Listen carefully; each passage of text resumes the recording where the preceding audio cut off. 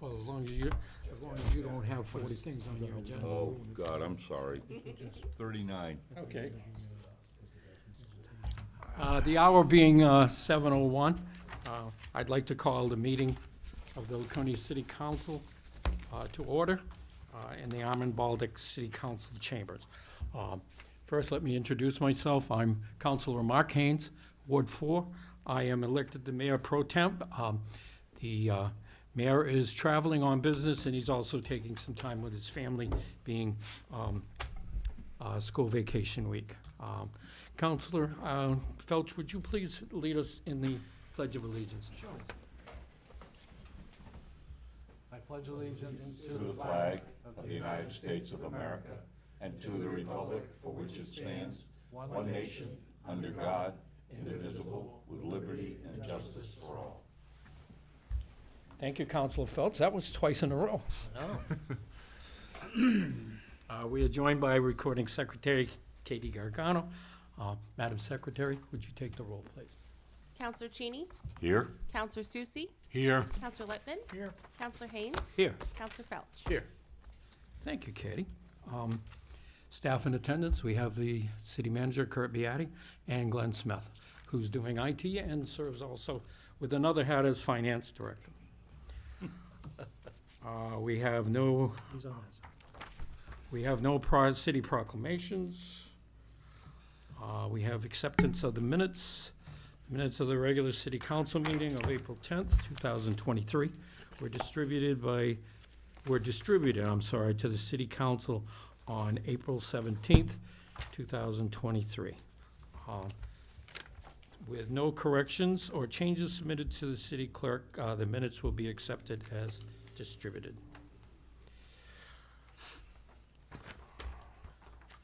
Next on the agenda, item A, a request from the Weirs Action Committee to hold the summer concerts on the boardwalk. The Weirs Action Committee has requested permission to use the boardwalk to provide band concerts featuring Boardwalk Jazz Quartet. If approved, the concerts will take place on 9 consecutive Sundays from July 2nd through August 27th, 2023, from 6 p.m. to 9 p.m. The band will play under a 10-by-20 pop-up tent, which will be put in place no earlier than 2 hours prior to the performance and removed no later than 1 hour after the performance. The band will play at the center of the wide section of the boardwalk facing the street and will be used the same electrical receptacles as used by other vendors during Motorcycle Week. This is a recurring event. I'd like the council's patience just to ask them that any item up for a motion tonight, just to remind the chair that there is discussion following the motion. I seem to have forgotten that meeting after meeting, so would you please kindly remind me? There is no financial impact. I move to approve the request of the Weirs Action Committee to hold the summer concerts on the boardwalk on 9 consecutive Sundays, July 2nd through the 27th, from 6 p.m. to 9 p.m. So moved. Councilor Felch moves. I need a second. Councilor Cheney. Is there any discussion, gentlemen? Seeing none, Madam Clerk, oh, we don't have to call a roll, I'm sorry. All those in favor? Aye. Okay, there's 5 votes in favor. Second item, 8B, is temporary traffic order. Whoops,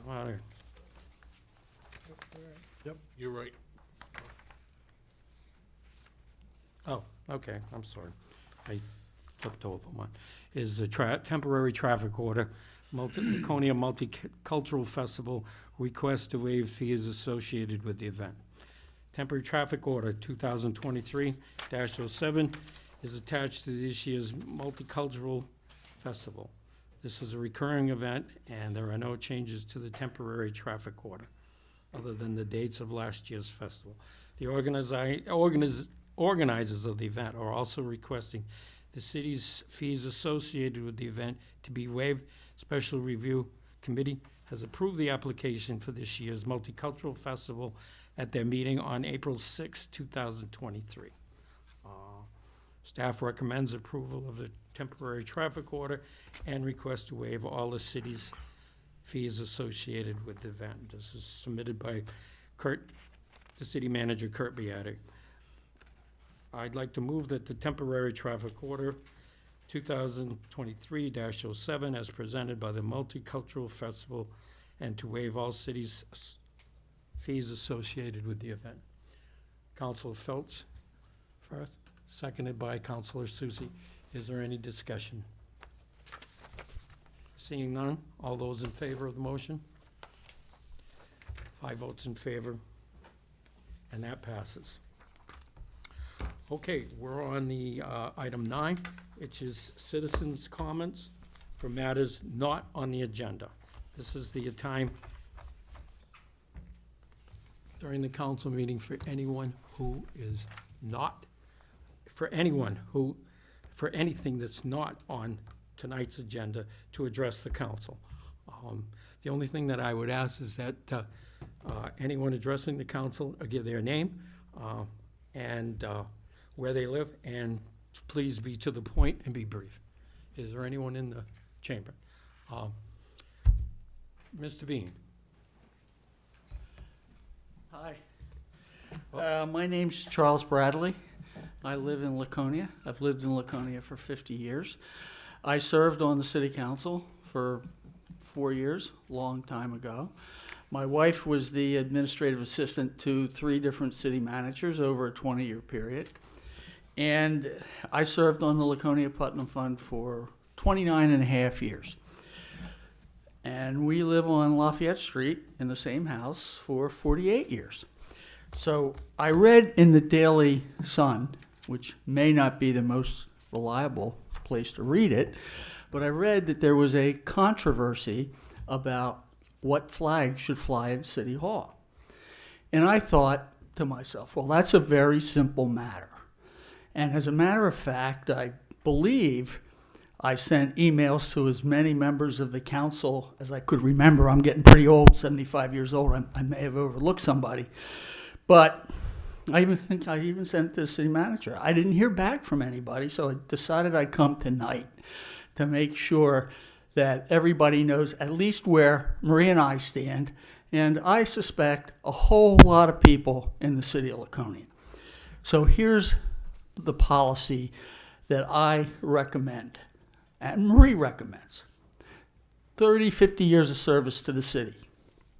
Flying the flag. All buildings owned by the city of Laconia shall fly the flag of the United States of America, the greatest country in the history of the world, and the flag, the great state of New Hampshire, the state that started a nation. No other flag shall fly on a city building. So I made enough copies for everybody on the council to have a copy. And I won't take any more of your time, but I sure hope you use some common sense when it comes to this.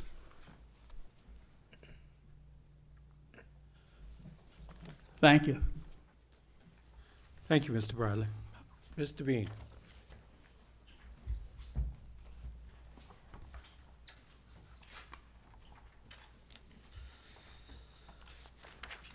My name's Harry Bean. I live in Saltmarsh Pond Road in Guilford.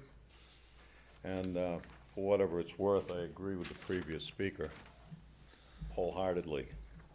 If you want to have a whole bunch of little splinter groups with 900 flags around here, that you can start with one and then it'll multiply. But that isn't the main reason I'm here tonight. I'm here to talk about this solid waste. And I don't believe I'll be able to speak when you get to that on the agenda, so I want to speak to it now. Am I No, go ahead. I don't believe, sir, it is on the agenda, but go ahead. okay?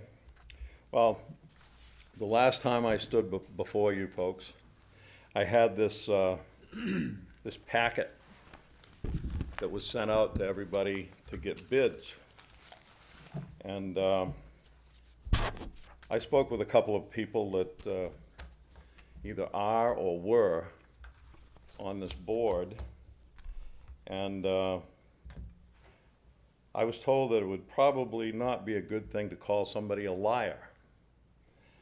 But I tread on that pretty lightly, and I didn't call anybody a liar. But I'm reading this thing, and it says right on the front page, request for bids, automated curbside solid waste and recycling collection. So if you got that, what kind of a bid are you gonna give? You're gonna give a bid for a manual one? I don't think so.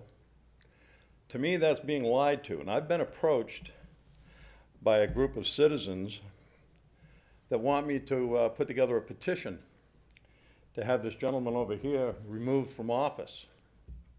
I haven't decided whether I'm going to go forward with that or not, but you know, what was told to me was other towns have done it. I know a guy that has no legs, and he survives. He's doing it. Do you want to do it? Survive with no legs? This thing here is going to be a catastrophe. There's already buckets getting tipped over, buckets being stolen, all kinds of good stuff already, and they ain't even all distributed yet, I don't believe. This is, in the 50 years I've been doing business in this city, this, to me, is the worst decision I've ever seen. And I've been down in Concord for 5 years. I've seen some pretty bad decisions down there, but nothing that even comes close to this. You know, when they're picking up the garbage buckets and the wind's blowing, it's gonna blow crap all over the place. When you live on a hill that's any more than that, and there are a lot of hills more than that in the city, the buckets are gonna tip over. Kids are gonna raise hell with them. It's just one thing after another. A little bit of wind is gonna blow them over, and this was a mistake, and I talked to 2 or 3 people that were or are on this board, and I thought that they understood where I was coming from. You know, another thing I wanted to mention is, you know, this downshifts the problem to the poorest folks in the city. I have some of them live in my apartments. Okay, and the way that downshifts it is if they're gonna give me 4 barrels of each for a 27-unit apartment complex, that means I have to hire somebody to haul the rest of the garbage to the dump. Not only do I have to pay for trucking and the person to put it in the truck, and plus I get to pay tipping fees for these poor people, but any of you that's ever been in any kind of business, you have to know that anybody in business that does not pass on his expenses doesn't stay in business long. I've been in business for 50 years. These poor people, less fortunate, whatever you prefer to call them, when I hire this extra guy to haul this garbage and pick it up off the street when the wind blows it all over the city, I'm not paying that. They are. And in turn, some of them will be down here at City Hall getting their money to pay the increases in this. This is a bad, bad, bad idea. And I want people to know that I'm really thinking pretty seriously about going forward with these people on this petition thing. I don't know how much that will weigh in on you guys, but if I put the petition in the Daily Sun, it might get somebody's attention. Thanks for listening to me. Thank you, Mr. Bean. Is there anyone else that would like to address the council?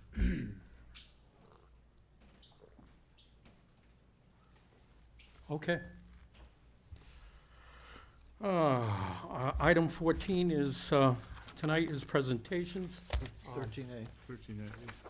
Oh, I'm sorry, 13A. Is a public hearing in regards to Resolution 2023-11, request to submit grant application for Federal Emergency Management Agency, FEMA, for Laconia hazardous mitigation.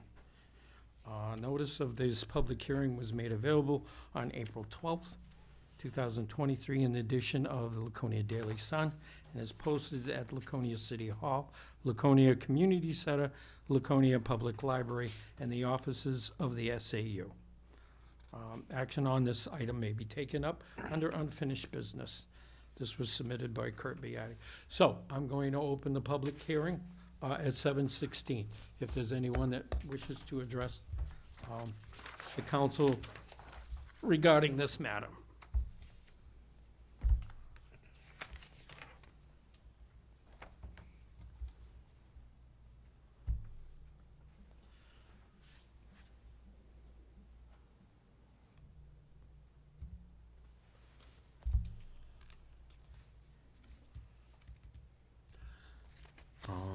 Seeing as no one has approached to speak to the council, I will declare the public hearing over with at 7:17.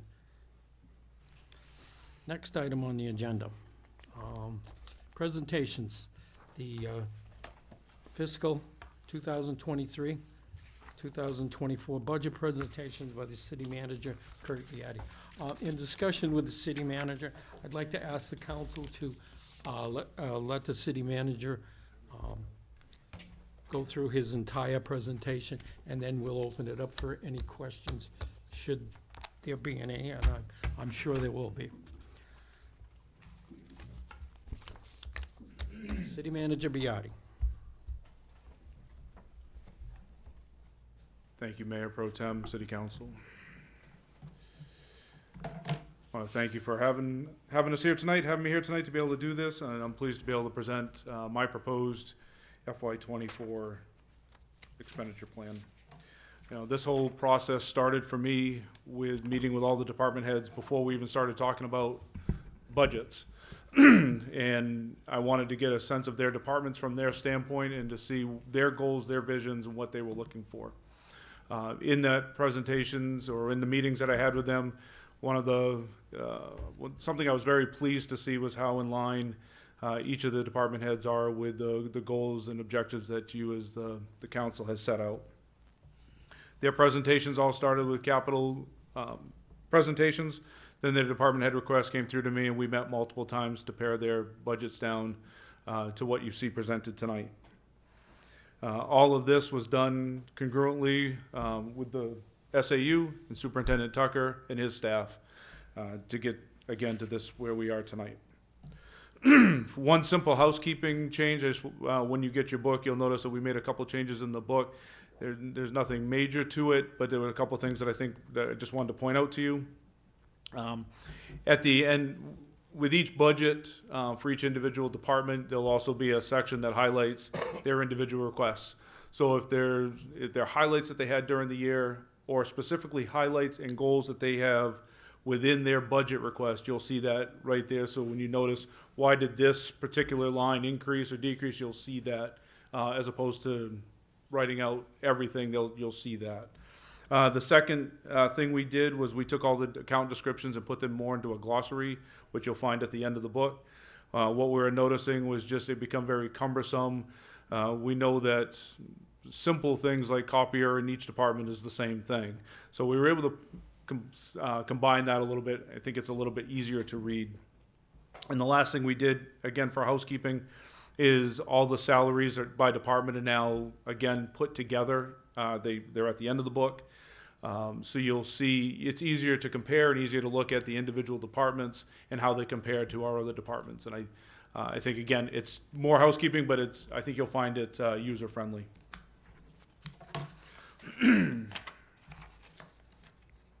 Included in tonight's presentation, we have tax cap, the appropriations that we do, city, local, school, state, school, county, our capital expenditures, some wage and compensation fund adjustments, and our internal service fund. What I won't get into in any depth tonight, but will be included is the budget presentations move forward, are our enterprise funds, our special revenue funds, and our TIFs. The following proposed budget is tax cap compliant based on our Laconia charter.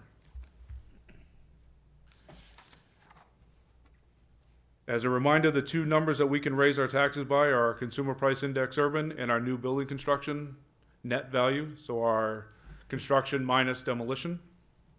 The CPIU was 8% annualized out for calendar year '22, which allowed us an additional spending of $4.1 million. New building construction net value was $58 million, which allowed us for another $1.1 million. The total allowable increase was $5,209,000, and the proposed increase you'll see tonight is $5.1 million.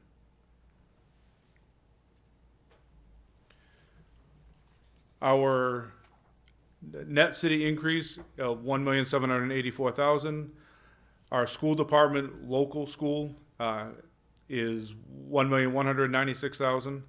The statewide education property tax increase this year was $1.3 million. Last year, and we'll talk about it a little bit later, but last year that was one-time funds artificially lowered that, so they went back up to what they were and then went above. So we had that to meet, which was a 42% increase.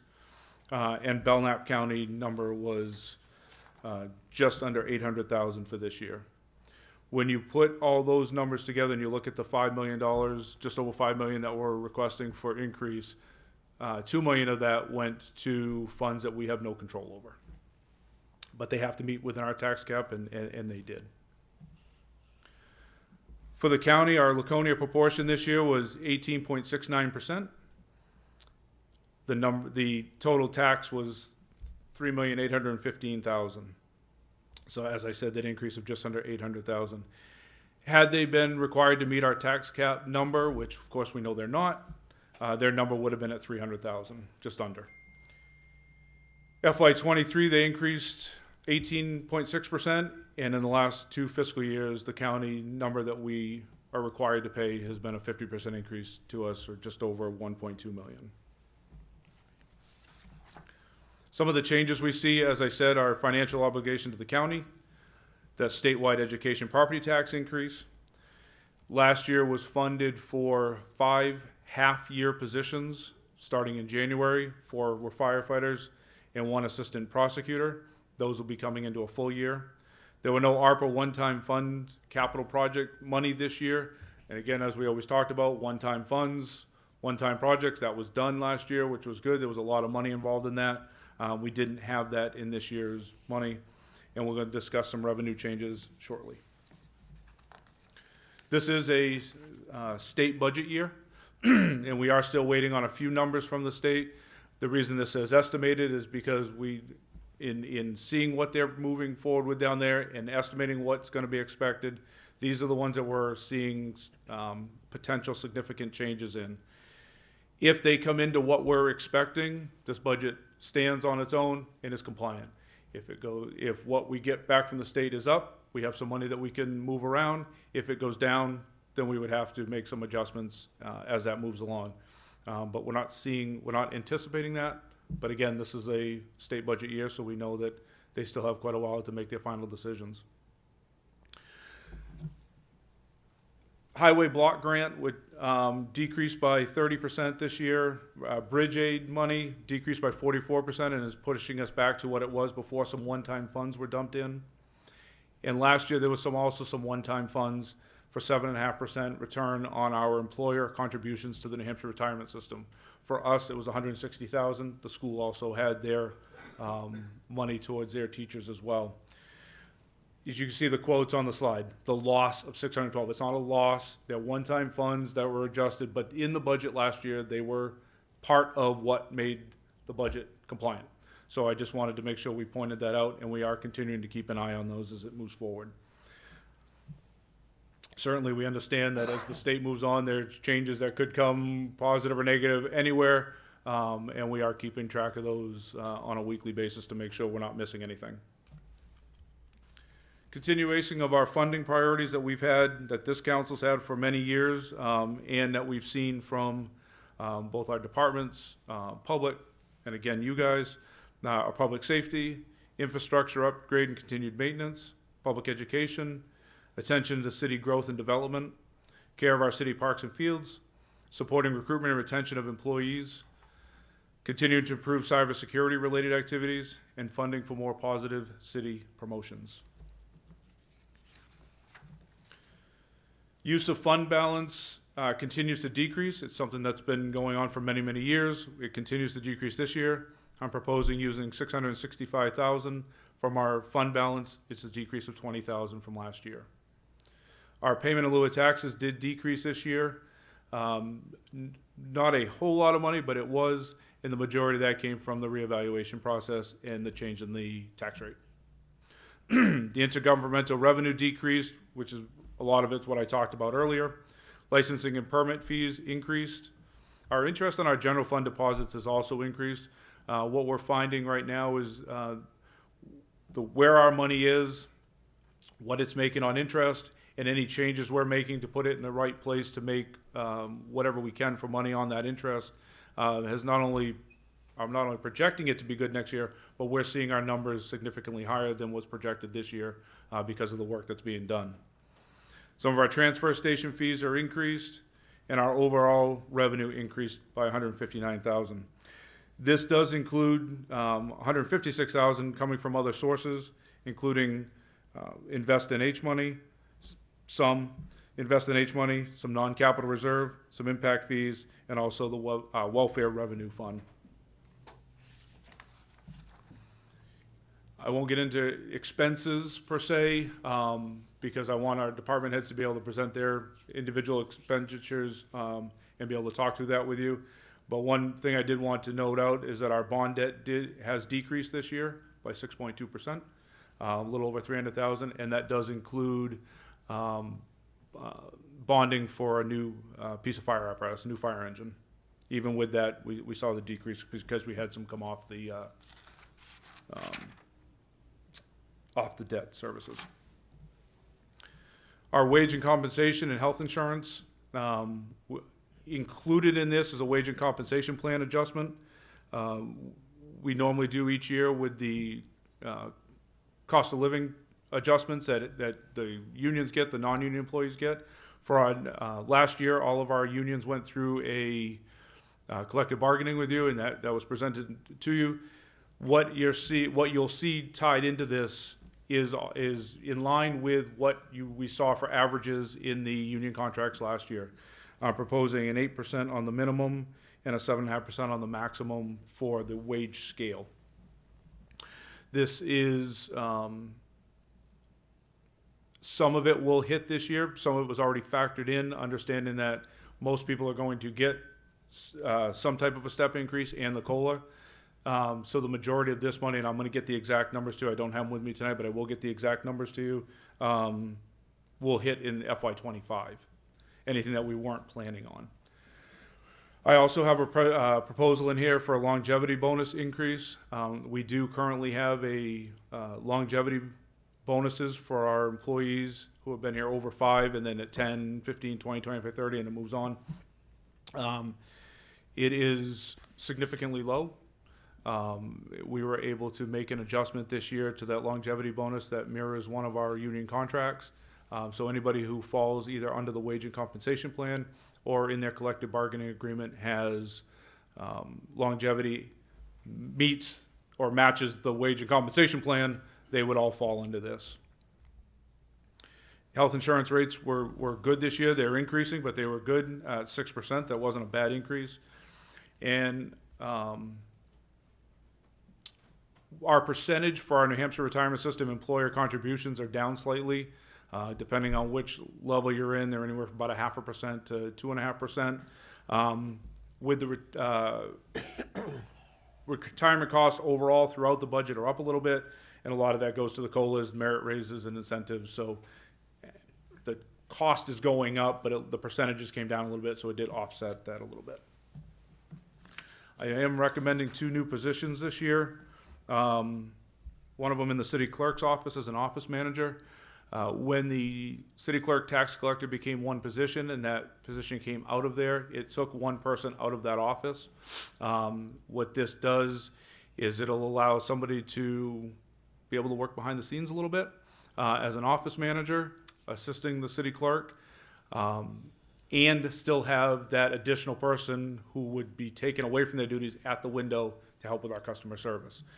That person would also be able to be a window person if needed, so I think it would certainly benefit our customer service. I'm also recommending a Parks and Recreation Department, 3/4 of a year for the first year. It's a buildings and grounds person is what you'll see, but its focus will be on, or their focus, not its, their focus will be on buildings. The Parks and Rec Department, through their buildings, services all of our departments, all of our buildings within the city, with the exception of the schools. And having somebody be able to be coordinator and be in there and be able to actually work on those individually, and be able to help our department heads sort of weave through some of those building-related issues is, we believe, is going to be a bonus to the city. Our non-bonded capital expenditures, they're in the book, and you'll be presented your book tonight, but they stay with what we historically support: public safety, critical infrastructure, roads. We kept roads. I believe we level funded it from what we had last year. I put money aside, or put money in this budget, and there's also some money aside for a architectural or engineering study of the DPW building on Bisson Ave, to evaluate what it would look like to try to build a new building, both from that property, new property, and what the building needs to look like and it needs to be. If that's something we're going to move forward with, not this year, but in subsequent years, it's hard to make a decision on what we have to look for funding and size and all that when we don't know what we need. So there is money in there for that. Our recreation, parks, and facilities, and of course our vehicle replacement. And my recommendation is 2.7 million exclusive of vehicles, which is at what it was last year. There was a request by the planning board, and Councilor Cheney sits on the planning board, to look at a capital reserve fund for our larger projects. It was too much to try to throw into the first year, but I think there's two ways that we can handle this and make it and meet what they're looking for moving forward. Number one, is when we purchase our new large purchases, buildings, vehicles, generally what we'd look at, what does its long-term life look like? If we're gonna spend $700,000 to $1 million on whatever, a vehicle of some kind, what does that look like 5 years from now, 10 years from now, 15 years from now? Should we be preparing for that future? That's easy. That's something we can do moving forward. The second thing that we do, and it's been done prior to me, and I continued it on, is you'll notice there's a couple of items in the capital expenditures that the department request is a relatively high number, and what I'm recommending to expend is quite a bit smaller. That's done so we can move this over a couple of year period, so we can continue to build some of these projects. And they can move forward with their projects. It's not putting it in a bank, they're actually moving forward. I'll give you an example, is some fire gear, large dollar ticket item. We can move it over 4 years, and that allows us to spread that money out and be able to use it everywhere within the city, as opposed to just trying to spend in one place. And it's not exactly what the planning board was looking for, but I think it starts to address some of those issues, and it gives me an opportunity to move that forward as we move on. Over the next few weeks, our department heads have been scheduled to present their individual budgets more detailed. The full proposed budget will be posted tomorrow online. Printed copies tomorrow will be at the clerk's office in the library. I just want to, before I end, if you have any questions, I just want to take a minute to thank a couple people.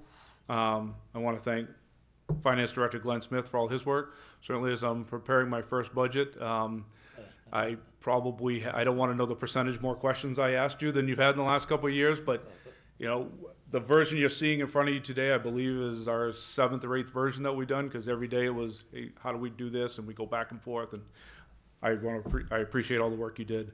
I want to thank Superintendent Steve Tucker and his staff. We used to meet a lot during COVID. I think we met as much this last month or so, but it worked really well. The school department staff was great. And then I certainly want to thank our department heads and their departments for what they do for the city. Not only for what they do for the city on a daily basis, for what they were able to do for me in preparing this budget and letting me call them every day and ask questions and make sure that what's crafted here today and what's in front of you today is workable for them. and meets their needs and meets your needs as well. So you feel free to pass those out, and I didn't say it at the beginning, but I also want to say, I talk about working with finance department, the school department, and the department heads, but certainly, we have 2.5 months most likely before we see any votes taken on this. You know, a lot of public hearings, a lot of discussion. Sure. And I certainly look forward to talking to all of you at any time, so we can end this with exactly what you'd like to see. So, thank you. Thank you, City Manager Biatti. Any questions? Councilor Lippman. I appreciate this is a tax compliant budget, but I have to say just up front that it's more than I can vote for. It's too much. I do think that we have some hard work in front of us, and I do feel you fulfilled your obligation to produce a tax compliant budget, but I think the council has got to do some work on this. It's passing on too much. You know, it's over a 10% increase in the budget here. I'm not going to be able to support it, just letting you know up front. Anyone might else? just, Councilor Cheney. I understand Councilor Littman's concerns, but I would remind him that a number of the increases are like the county increase, things that we don't have a lot of control over. So I look forward to hearing the budget presentations made by the department heads. And I want to thank the manager for his effort. I know it's not easy, and Henry and I have done budgets, so we both know how hard this can be. And I understand his concern, but I hope we can hold off making a determination until we hear the individual budget presentations. Thank you. Thank you. Anyone else? Councilor Felch. Yeah, I'd like to echo Councilor Cheney's comments. Also thank the city manager, Glenn Smith, and everybody involved. I think they've done a great job. I agree with Councilor Cheney that a lot of this is out of our control, being passed on to us from other places. But also with Councilor Lippman, I think we can probably decrease it in some places, so. Thank you, Councilor Felch. Anyone else? Councilor Susie? Again, I want to hear from each of the department heads, but I have one question, and I think I ask it every year, but just to make sure.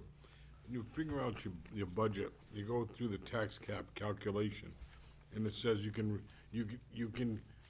keep it within the tax roll, you can raise it by $5 million, okay?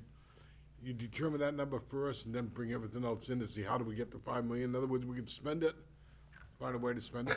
When the department heads are initially presenting their budgets to me, we don't actually know the real number. We have some ballpark ideas, but we don't have the real number. That number is so far outside of what would be compliant. Even when my first pare down, it wouldn't be. As we start to see this come into focus, because a lot of these numbers don't actually we know the CPI number, but the building construction doesn't come in until the end of March. So as we're working through that, we understand that there's continuous changes that need to be made. So it's not that we pick one and then do the other, or vice versa. They do kind of come together at one time. Okay, and then, I know we'll get into it, but, you know, there's questions right away when I see the potential tax rate impact. And just want to make sure I have this, I'm reading it correctly. So what you're saying is you're looking at like, trying to understand, Yeah, what page? well, the increases are, What page? on page 4. Okay, thank you. Okay. Henry. Potential tax rate increase of 43%, is that right? Or am I reading something wrong? No. No, it's not a 43% change. Okay, Well, no, that was on the request. That's if we had done.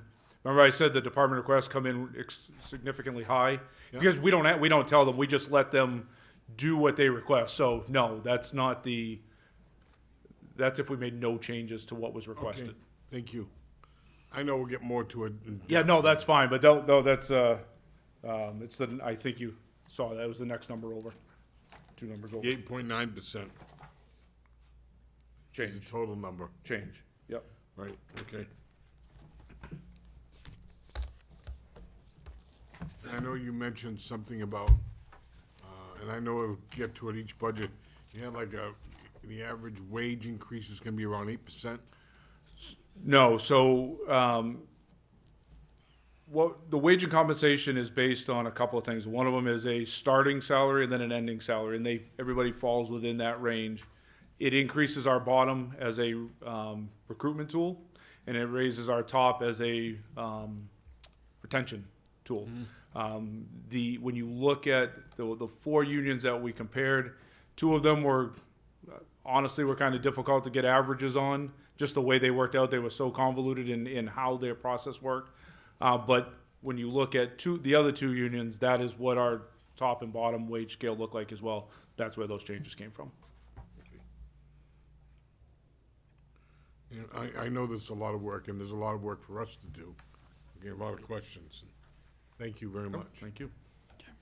Anything else? Council Lippman? Just remind my fellow councilors, there have been times when we've gone below what the tax cap allows in our history here as a council, so that's what I'm aiming for. Okay, all right. Thank you. Thank you. All right, item number 15, there is no, the mayor isn't here, but I'm gonna take liberty to mention a couple of things.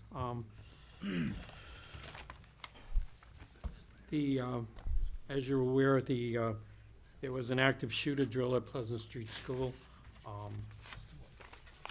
I was not aware that this is the 3rd time that they've had an active shooter drill. I know there was some state agencies present, and I know a lot of departments participated. It's unfortunate that we have to have those type of drills, but in a sense, it's become a necessity, and I'd like to thank all those that were involved, and hopefully we never have to rely on that training.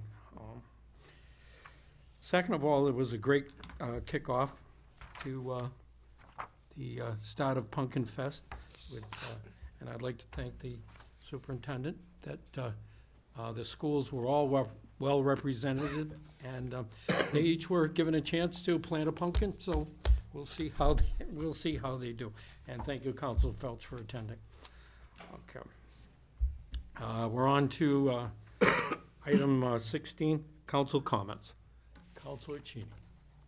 I think we should rename this Councilor Cheney Cheney comments. comments, okay.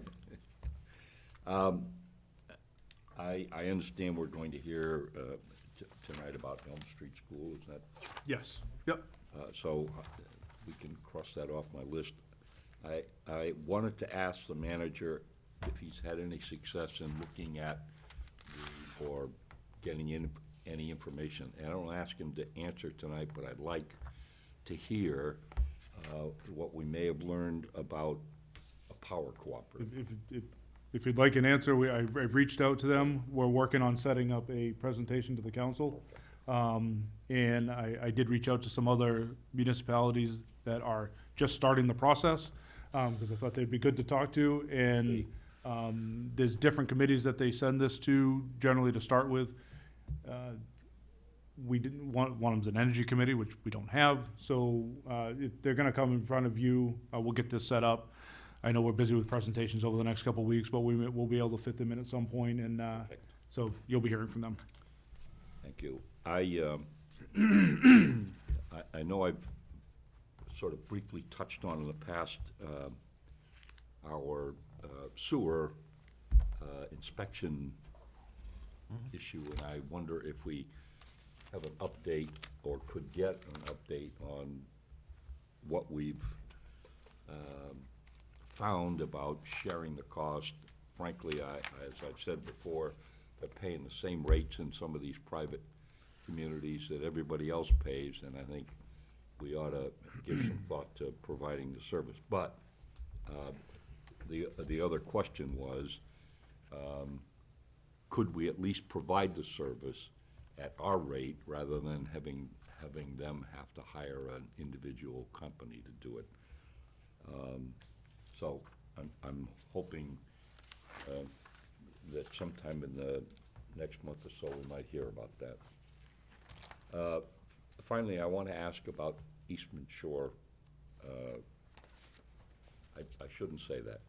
I want to talk about these private roads. The manager and I have had a discussion. I'm hoping he can tell us where we are specifically as it relates to Eastman Shores roads.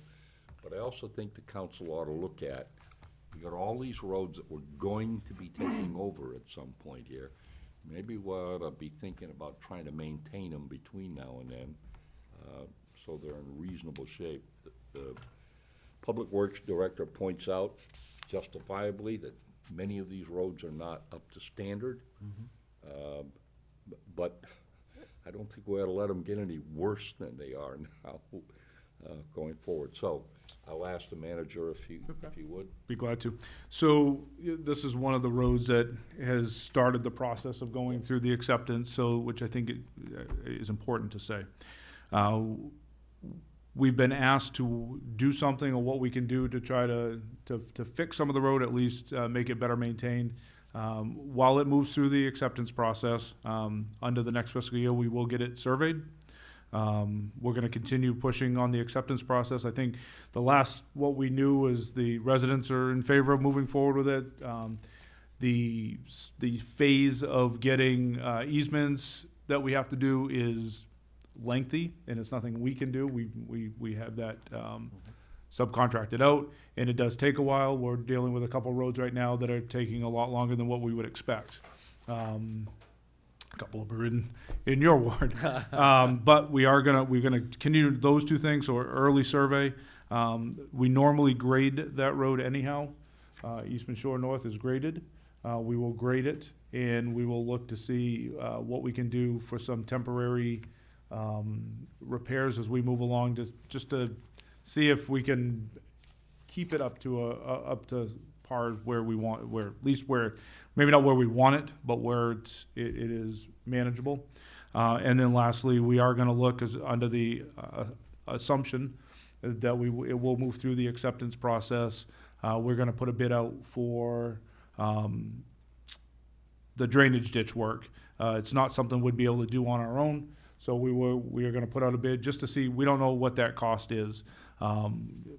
We can sit here and guess all day what it's going to be, but to be able to actually give a number so we know the direction we would need to go, we can't do. So, few things that we're going to be able to do to try to work on that road, and a lot of that, again, I think we can hang our hat on, goes through that. We know it's going through the acceptance process. Thank you. Anyone else? Councilor Cheney, I didn't mean to shut you up. Were you, No, I'm used to being picked on. okay. I apologize. Do you have anything else, Councilor Cheney? The last thing I wanted to, over the years, we have seen, going back to when I was in the business, we've seen the Municipal Association put out a pay study. They no longer do that, as I understand. And I don't think it has to be done this year, but I would like to ask that we get some idea of what a pay study might cost us, because we've got, I think we've got some disparities we ought to address. So I would ask that we at least get some indication of what it would cost for a pay study. You know, it may be just sitting down and calling other towns and finding out what their employees are getting, but I'd like to see it. So that when we talk about pay increases or whatever, we know what we're talking about in terms of comparatively speaking. I don't want to lose any more people than we've already lost. And you know, if we're paying what we ought to pay, then I guess we'll have to suffer with that. But if it's because we're not, you know, where we ought to be, then these departments ought to know. And I think we ought to be able to say to the departments, unions, you know, this is what everybody else is getting, or what the average is, and you're there. Or you're not, and the council needs to do something about it. So that's my last request. Thank you very much, Mayor Pro Tem. Kurt, is that something municipal resources would do?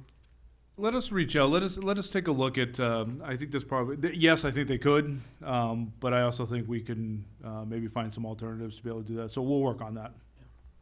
I know sometimes that, you know, they do cities of compare, or population-wise, they do comparisons and. It can be daunting to try to do, especially when you determine how do you define comparable, and so we will work on that. Yep. All right, anyone else? Councilor Lippman? Okay. Committee reports. Are there any committee reports?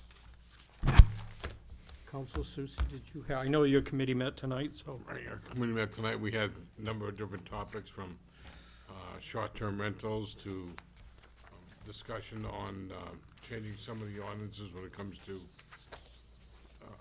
permits for demolition. Okay, so those are back with the city manager and legal right now, and department heads. We hope to have them back with the next 2 council meetings, so we can present to the council for adoption. Okay, thank you. Any other committee reports? Liaison. I have a couple. Before I forget it, Councilor Cheney, or I guess this is Councilor Susie, we seem to have a stalemate with the historic district. At the last conversation I had with the historic district, they claim they're waiting for the government ordinances to get back to them, and you claim you're waiting for them to get back to you. So, I just wanna, just make you aware of, I remember there was some revisions, this was after the holidays. Yep. And I don't remember where that went with it after that. So, I mean, it's just food for thought where that's, You're talking about the historic. Historic district. Yeah. I can't speak for the chairman of the committee, but I know there was some changes, they were highlighted in yellow, Yep. and I'm not sure where it went after that. yeah, I think we talked about bringing I think the parameters were greater than what we were comfortable with. That is, the things that were covered by the district commission were greater than what the committee members anyways thought were appropriate. Yeah, and maybe, There was a request to expand the overall district pretty significantly. If I remember right, that was not what we were looking at. and they were here at the time, so maybe we need to schedule another meeting of our committee with Committee with them present. Yeah. That's what I wrote down. Okay, good. Well, I remember that there was some funding mechanism, or they were allowed to appropriate and spend money without the council's authority. Right, and that's, Yeah, that's, no. Yeah. No, I just remember that was in, In fact, I just looked at their budget, yep. and I was surprised to see the number. Okay, on the same vein, as far as the Heritage Commission, the Heritage Commission heard from Linda Newmanden, and she gave a full report in reference to St. Joseph's. I will report to the council that there was more questions than there were answers from the society, and also from the Good Diocese and St. Andre Bissett, so we'll leave it at that. And the only other thing is, there is initial conversation and talk of the two merging, the Historic District and the Heritage Commission. I read that. That's all there is just the initial conversation.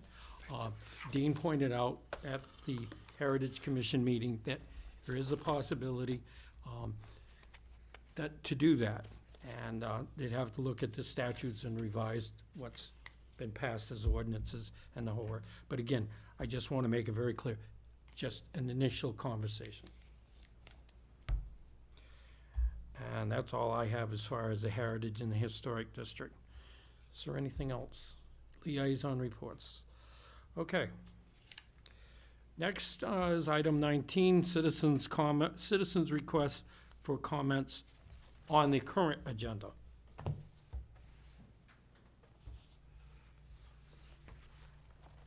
Okay.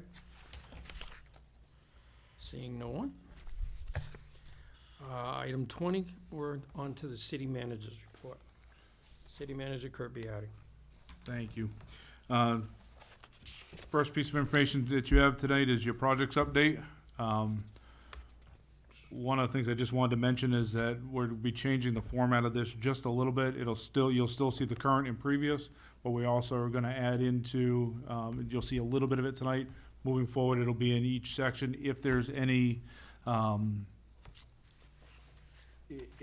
disruptions, any road closures, water shutoffs, anything like that that goes along with the project, we're just gonna mention it in here.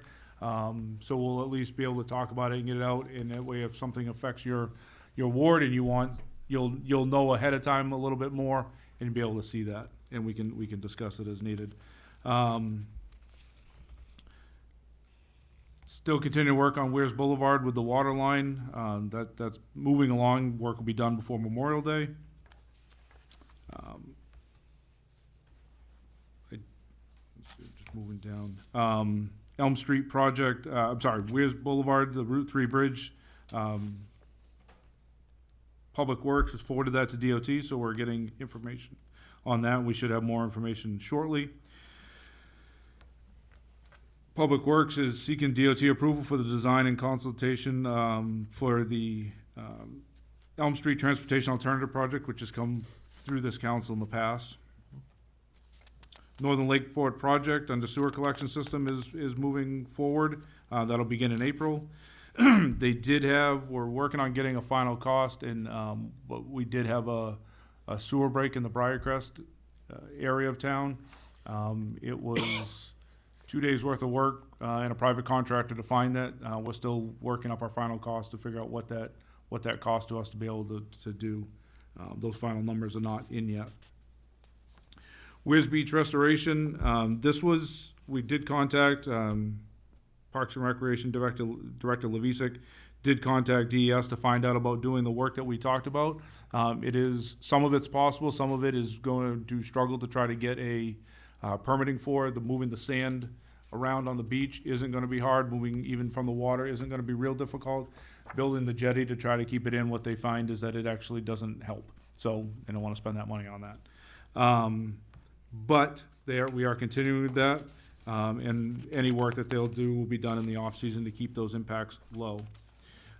Also related to Weirs Beach, and it's not in here, on May 18th through the 23rd, there's gonna be an archaeological dig. Apparently that area, not the beach, because that's man-made, but just in the parking lot area, down where the dirt is, in the Ice Age.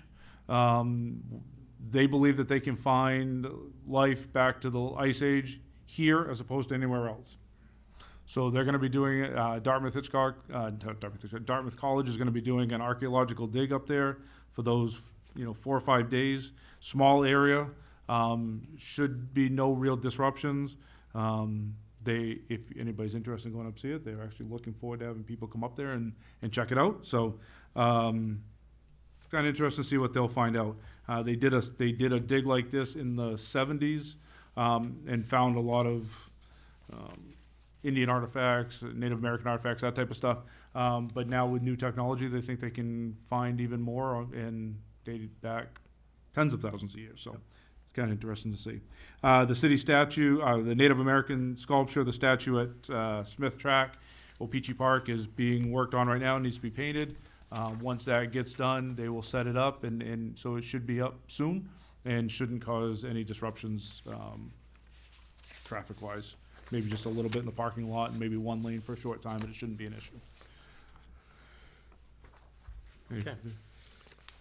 If there's no questions on that. Does anyone have any questions for the city manager?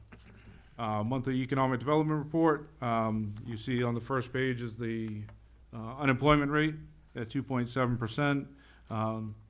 Little bit higher than what we're seeing around the state, but not way outside the norm, and is in line with where we were a year from now. The CPIU numbers through its first quarter, and you'll see it's annualized out at 5.8%. Took a small drop from January to February, and then a whole percentage point in the February to March number. So we'll continue to keep an eye on that as this moves forward for the year. We just talked about this budget, not to be talking about next year at this time, but we're keeping an eye on this as it moves forward and annualizes out for next year. Any questions for the city manager? If I don't have that, I have a third thing. Yes. If you'd like me to move on to the third piece, we were asked last meeting to have an update on the walking trail traffic issue with Elm Street School, and I've asked Superintendent Tucker and Superintendent Champlin are actually here to give you a presentation on that. Thank you. Gentlemen. Good evening, everyone. Welcome, Bob. Thank you so much. I want to give an update, but I also want to make sure everybody's kind of in the loop, right? This is something we've been talking about for a while as far as the traffic on Elm Street. And so we were at a place where we were just conceptually considering some things. The city manager, DPW director, we walked the different areas kind of to see what happened, and then snow came. And so we stopped, and on April 13th, I met with Bill Prescott, who is at 426 Elm Street. And if you're looking at our Elm Street school, he is to the left. He's our neighbor. And anything that we wanted to do would be at least close to his property. So we sat down on the 13th. He was terrific. He's been a good neighbor for us for many times. We've done the work over there with the retention pond right next to his house, making sure that all our drainage worked out and all. So what we really did, and I think do they have a copy of the letter? They do have a copy. Okay. All right. So what I'm going to just highlight is the 5 points, right? That he is good with any surveying, measuring, or walking of his property. And so, again, his property has a slope to it, and the area we're talking about is behind his house. And so to this point, he would be good with an easement conceptually. He offered like about 20 feet or something because, again, he's on a backside of a hill. His big caveat is he doesn't want to see anything. So you can kind of tell when you're there what that would look like. We did walk it off just using the tax map as far as the 176 feet here and 100 in this, and so we just have some ribbon up there. If there is anyone who wants to see it, we're glad to show people. We're down on Washington Street at that point, right, where the road is not paved, but Washington Street is coming into the school property, if you will. And then we had a gentleman, Joe Dara, who does some work for us, just kind of look conceptually. It's an important piece of water, of runoff, of where we might divert water. If we were to put a path there, that seems like a critical factor. And I think that Wes is the person who would do the surveying, the very specific stuff. But we were really pleased with Mr. Prescott and his willingness to work with us.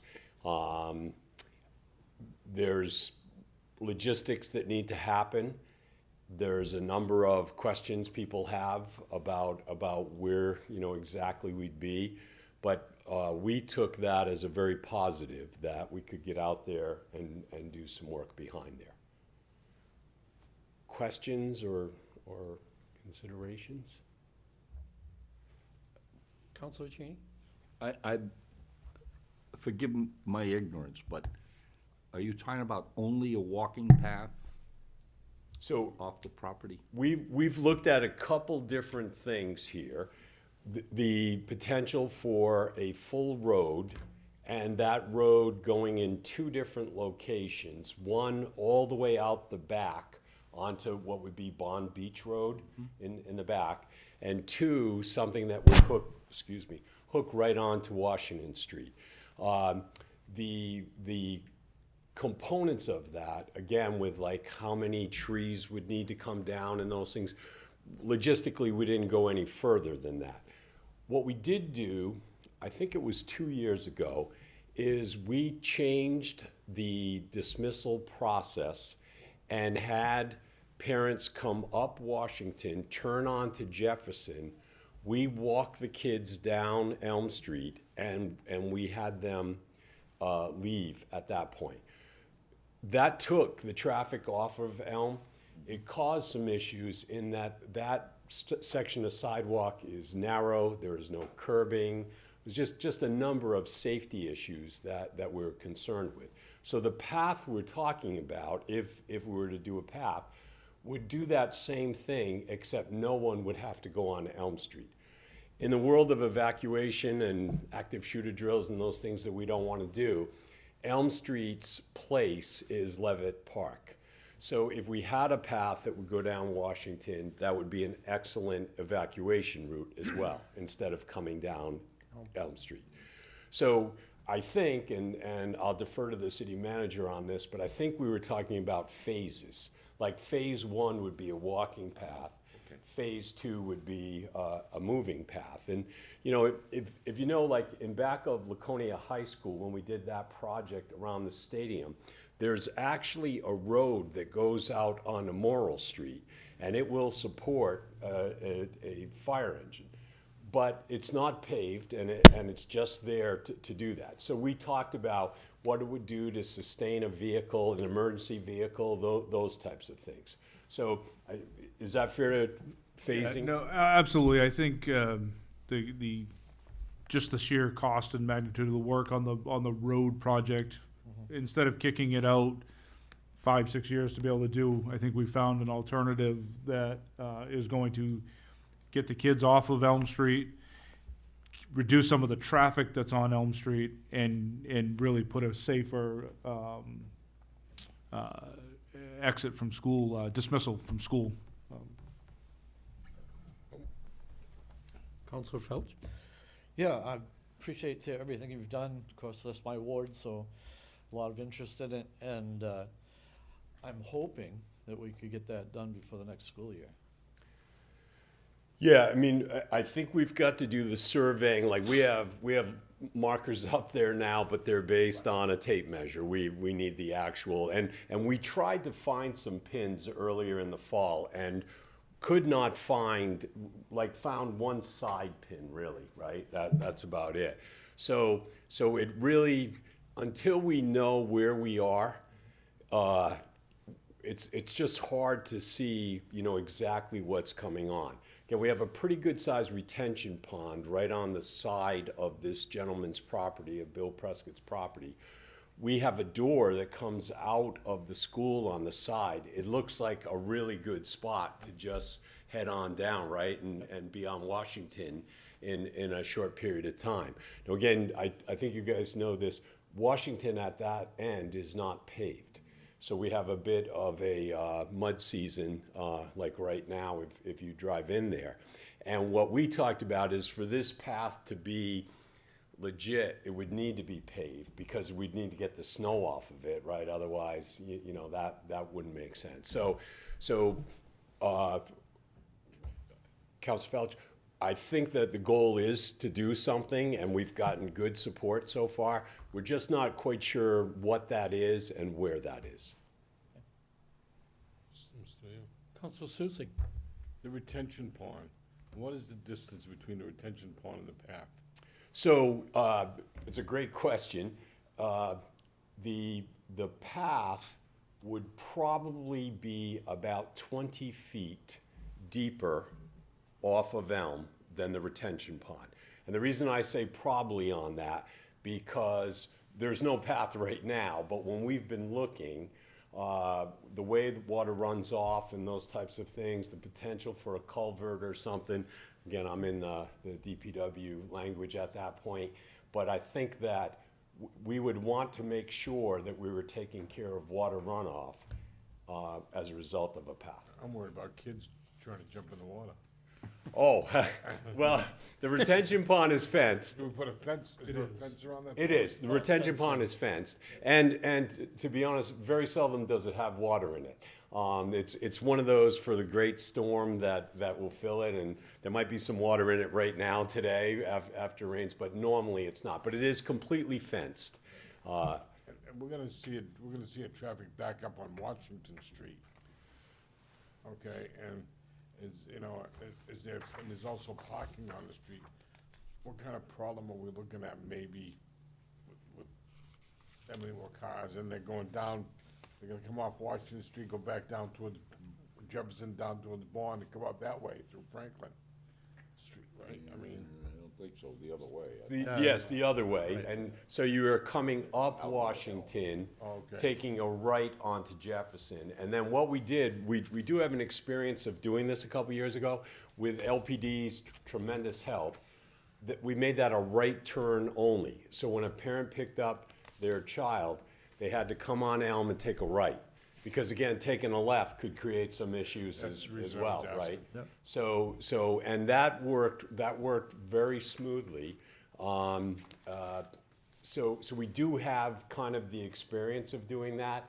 We had to talk to people about making sure not to block a driveway on Washington or whatever. Remember, this is only at dismissal because arrival is staggered, and so there's no backup there, right? So we're talking about like a 15-minute window of really intense.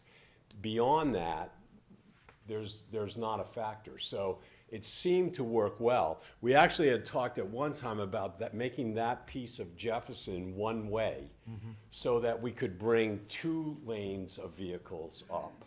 And that would just moves everything faster.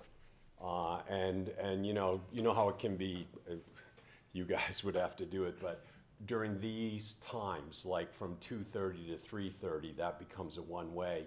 Now we stage all the vehicles there, that type of thing.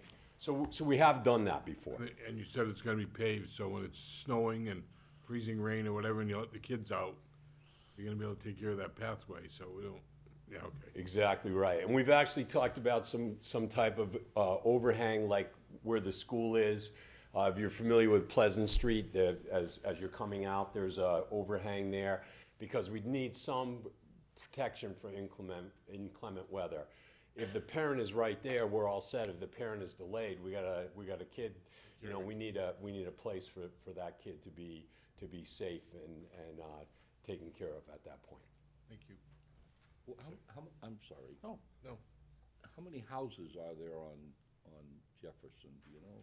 So there, That actually face on Jefferson? yeah, I think there are 3 that we talked with before. I think there's 3. And again, we were very careful about their egress and that type of thing. We did not get any complaints from Jefferson or Washington when we were doing it. And we saw an amazing difference on Elm Street. It just became that walk down the sidewalk was a problem. And particularly what happened is, if a parent wasn't there, now we've got some kids on the corner of Jefferson and Elm that we're trying to kind of, right? Yeah. And that's not a good place to be, depending on how long we're waiting. So if I was looking in from Washington towards the school, you're talking about a walkway on the right side of that street? That's correct. The houses are both on the left. Correct. And that is this gentleman, Mr. Prescott's backyard, Right. is butting up to Washington. Right. And again, there's a point, the last house on the left is Mr. Normandin. There's a point that there's no other houses at that, right? So it looks like to us that there could be a straight shot. We have to consider wetlands, right? All those kinds of things. So, and that's why, Councilor Balcho, we would like to, and also know that we got to meet some, specifications. No, I think it can be done, and, I think Wes can move it along pretty quickly, on his part. And I do have one question for the city manager. When is the Elm Street walkway project supposed to happen? I'll have to look. Is that- Funding is technically up fiscal year '29, but it's one of those weird, it's one of those weird ones where if we get ready earlier and the state's got the money, they flip projects around. Right. But I Or- think it's in the 10-year state plan is fiscal year '29. So we're talking a ways down the road? Yeah. Okay. Anyone else? Okay. Thank you, Bob. Please note the Thank city you. engineer no longer has a boot on. Okay. Thank you, Superintendent, also. Thank you both. Yes. All right, under new business, we have resolution, item 21A is a revolution, yeah. It's a resolution relative to the acceptance and award in the amount of $82,500 from the Homeland Security Grant Program for cybersecurity. 2021, the city applied to the New Hampshire Department of Safety for grant funding to purchase equipment to enhance the city's cyber security footprint. The application was prospectively awarded in September 2022, and the final approval was granted in December 2022. An early 2023 grant award was modified to substitute additional firewall upgrades for previous requested MFA devices. This was done as the state intends to provide MFA devices to local communities under a separate grant. The acceptance of the award will enhance the city's cybersecurity footprint.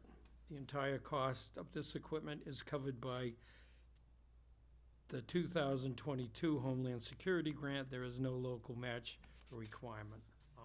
This was submitted by Glenn Smith, the finance director. Under this, there's 3 motions. First is I move to waive the reading of Resolution 2023-12 in its entirety and to read by title only. Counselor Felch, Counselor Cheney, Counselor Felch seconds.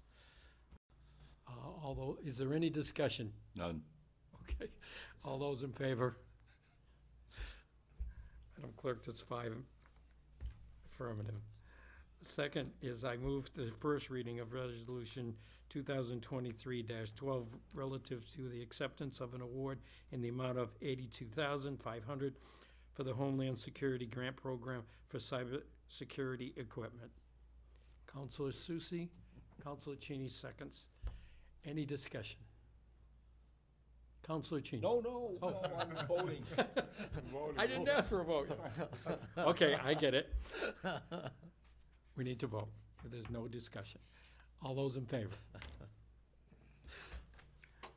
5 in the affirmative. Last but not least, I move to schedule a public hearing on May 8th, 2023, during the regular city council meeting to gather public input prior to any action being taken. Counselor Cheney. Counselor Felch seconds it. Okay. Any discussion? I don't want to be accused of moving faster than, okay, seeing there's no discussion, all those in favor? Votes in the affirmative. That passes. Second, next on secondly, the lease requirement between the City of Laconia, Laconia Airport Authority, and Poppy's Choice LLC having a principal place of business at 15 Airport Road, Guilford, New Hampshire, 03249. This is a new lease of Poppy's Choice LLC to purchase a building located at 15 Airport Road, Guilford, New Hampshire, on the Laconia Municipal Airport property. The lease agreement duration is for 40 years in length and to be reviewed in 20 years to negotiate a new rate. The agreed rate was .1499 per square foot for usable acre for 2023-24 fiscal year, with the adjustment according to the December CPIU each successive year. There is no cost incurred to the city. The revenue generated by this lease agreement will amount to $7,870,020 in the first year base rental payable to Laconia Airport Authority to be applied to the operation of the airport. Meeting on Thursday, April 20th, 2023, the Laconia Airport Authority authorized Andrew J. Hosmer to sign the agreement as it is chairman. The Laconia Airport Authority is seeking approval from the city council for Andrew J. Hosmer as mayor or Kirk Beatty as the city manager to sign the agreement on behalf of the city of Laconia.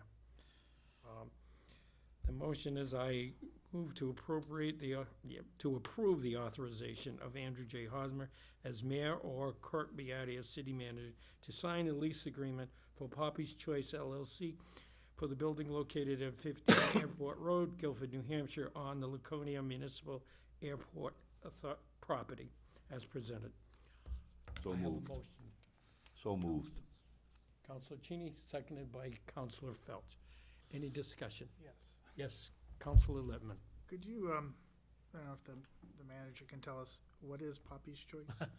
Same question. I don't know for sure. My understanding is it's a restaurant. I think that's in the old airport building, isn't it? It's in the Kitchen Cravens restaurant Okay, building. Yep.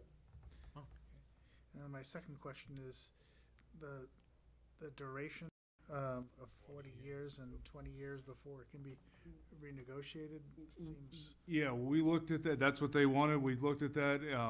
So I don't have any other answer other than that. I mean, be glad to look back into it with them a little bit more in depth, but that was flagged that a question as well. Counselor Felch. I would question that as well. It's a long time. Yeah, and your cost of everything goes up. they do have a CPIU inflator, but just, it's a long commitment. Well, and that's not bad money either. That's pretty Yeah. affordable. Reasonable. Yeah. I think the only thing I would do is I would amend the motion to say a 5-year agreement to be renewed every 5 years. Well, I don't have a problem with the length of the agreement, but also I would say to look at it every 5 or 10 years, but 20's quite long. It's up to you guys how you want me to proceed. I haven't dealt with this, with one of these, so. Is that a motion? I think we ought to understand what procedurally, Right. if there's already been a negotiated deal put together, what our, I don't know if tabling it is the right, That's a good point. I don't know if he came in today, but Mr. Everson was supposed to come in with the lease agreement for us to have, so that's why it says myself or the mayor, because they knew he was gonna be out of town, so my understanding is Okay. yes. So is I the haven't seen it council- yet, though. Is the council's wish to table? Yes. Yep. Okay, Move to table. and Second. it's not okay, and that's not debatable. All those in favor? But 5 in favor? waiting on those answers. Okay. Yeah. I'm not against the lease, I just, Right. Exactly, me too. I had no problems with the 40 years either, just. Okay. 22, under unfinished business, is the resolution request to submit a grant application to the Federal Emergency Management Agency, FEMA, for Laconia Hazardous Mitigation Plan update. If awarded, the request to accept the amount of $11,999 through the Emergency Management Agency, FEMA, for Hazardous Mitigation Grant Program. These funds will be used to cover the costs associated with updating the cities of Laconia's 2017 Hazardous Mitigation Plan. It is recommended that a municipality updates its hazardous mitigation plan every 5 years. At the April 10th, 2023 council meeting, a motion was approved to schedule a public hearing on this matter. The public hearing was held earlier in this evening's agenda. The city's cost for the grant is 10%, or $1,333.30. The grant acceptance is recommended to update the City of Laconia's response and mitigation strategies for natural and man-made hazards, submitted by our Fire Chief, Tim Jubert. This is a three-part motion. First, I move to waive the reading of Resolution 2023-11 in its entirety, read by title only. Counselor Susie, Counselor Felch, seconds. Okay, any discussion? Seeing none, all those in favor? Second motion is a second reading of Resolution 2023-11 relative to authorizing applications and acceptance for grant applications to the Federal Emergency Management Agency, FEMA, for Laconia Hazardous Mitigation Plan update. Motion, Counselor Cheney, Counselor Felch, seconds. Any discussion? Seeing none. All those in favor? That's 5 in favor. Last, I move to approve the resolution 2023 relative to authorizing application and acceptance for grant application to the Federal Emergency Management Agency, FEMA, for the Laconia Hazardous Mitigation Plan update as presented, and to authorize the city manager to sign all documents related to this grant. Counselor Cheney, Counselor Susie, seconds. Is there any discussion? Seeing none. All those in favor? That passes 5-0. That concludes the meeting, unless the council has anything else that they would like to bring up at this point. Seeing none, the meeting is adjourned at 8:27. Thank you, Madam Clerk. Let's see what it was. I tried to get it. I didn't even have a chance to look at the figures.